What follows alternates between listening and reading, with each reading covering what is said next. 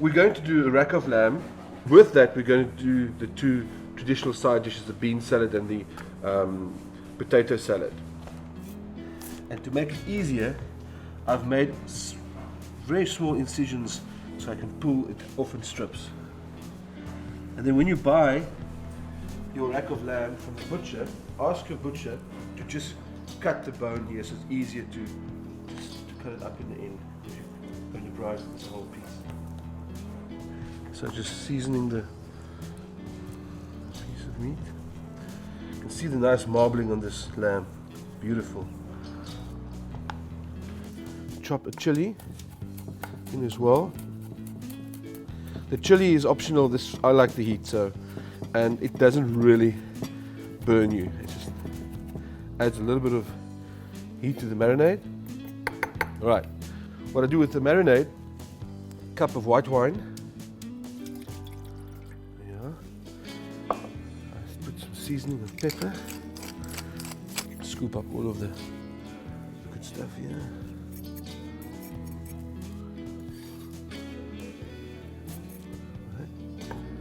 Then a bit of soya sauce.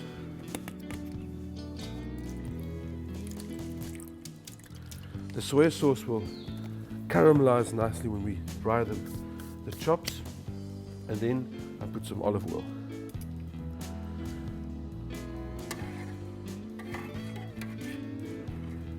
So I also add a bit of coriander.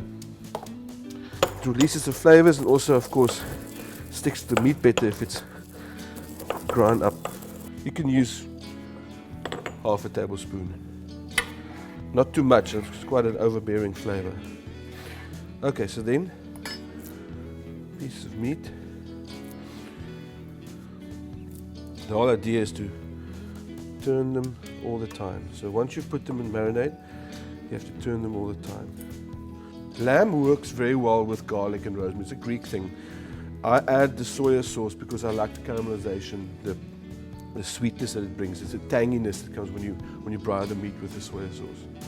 So what I like to do is put the meat in a bag, then you get much better contact with your marinade, and you can massage the meat as well.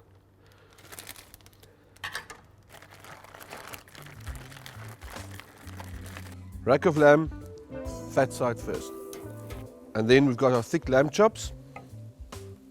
And one of the advantages of the thick lamb chop is that you can actually also braai them like this. But with the nice warm heat at the beginning of the braai, it's always nice to brown the fat first. And you want the flavor. The flavor of the fat and the oil on the coals infuses the meat. The secret now is to control the heat. As I said, if it's too close and the fat starts dripping, you get a flare up.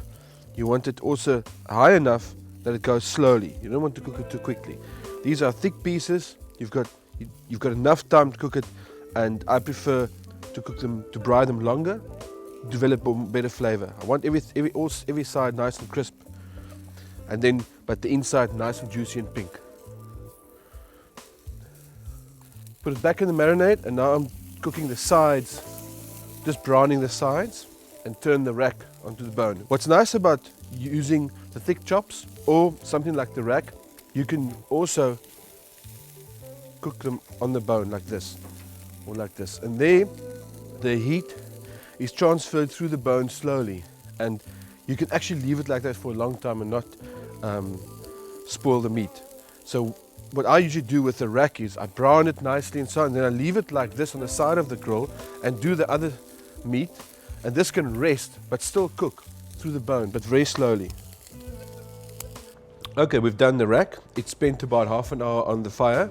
We've crisped the fat nice and golden brown. It spent quite a bit of time on the bone side as well. And what we're going to do is cut it up now along the bones into different chops, separate chops. The rack has also been resting for about 15 minutes because it's very, very important for big cuts like this to get the juices back into the center of the meat, which has been exposed to such extreme heat. For me, the longer the better. It can cool down, or you can put it in the oven at about 80 degrees. It won't cook, it will just stay warm and rest. As you can see, the idea is to have it nice and pink, juicy, crispy outside. You've got nice and medium rare on the outside of the piece, and then to the inside you've got a much rarer situation. So those people in at your table who prefer more done would take the outside pieces and the more rare pieces on the inside. So that's the rack of lamb. As you can see, nicely done, nicely pink, and the crisp fat on the outside.